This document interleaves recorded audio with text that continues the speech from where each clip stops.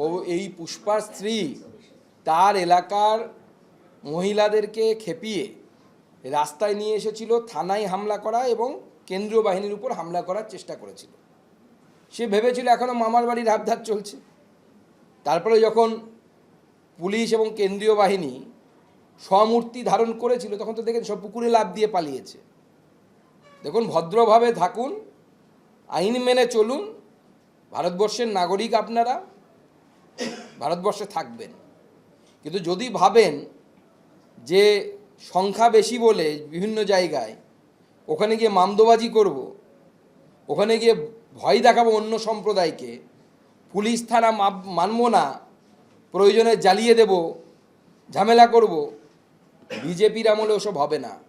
সব মামার বাড়ি আবদার, তোমাদের মামাও চলে গেছে, ফুপাও চলে গেছে। ভালো করে ল অ্যাবাইডিং সিটিজেন হয়ে থাকুন।